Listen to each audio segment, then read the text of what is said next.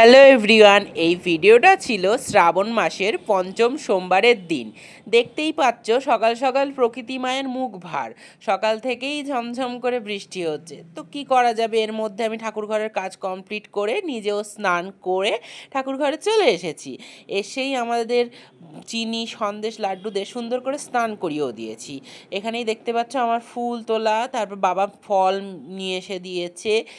এখানে আমার বুবুন সোনা চিনি সন্দেশ লাড্ডু গুড্ডু সবার স্নান করে সুন্দর করে সিঙ্গার করা কমপ্লিট। এবারে হবে বাবার অভিষেক। প্রত্যেকটা সোমবারের মতন এই সোমবারও আমি অভিষেক করতে পেরেছি বাবার, এটাই অনেক ধন্যবাদ জানাই ভগবানকে। প্রথমে ভগবান শিবকে আচমন করিয়ে নিলাম। বাবাকে আচমন করানোর পরে তার ফুল আর বেল তুলসী পাতা দিয়ে দিলাম।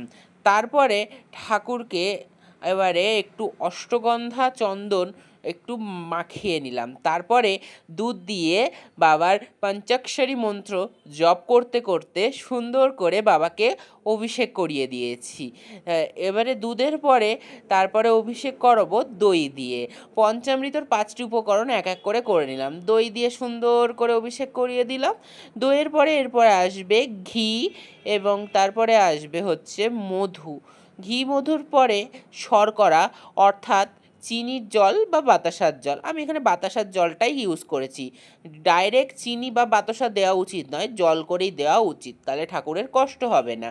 তারপরে চন্দন অষ্টগন্ধা দিয়ে শুদ্ধ জল দিয়ে স্নান করিয়ে দিলাম এবং মাটির কলসে বেলপাতা দিয়ে গঙ্গার জলও লাস্টে অর্পণ করলাম। তারপরে পুষ্প সিঙ্গার করিয়ে দিলাম।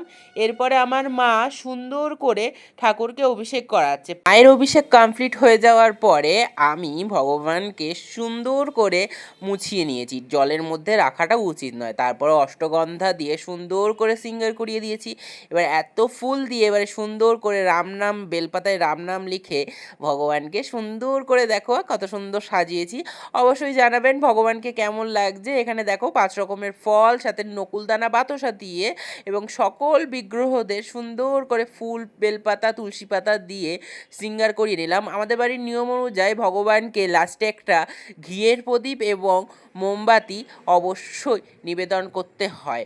তো পুজো শেষে আমি লুচি প্রসাদ খেয়ে আজকে উপোস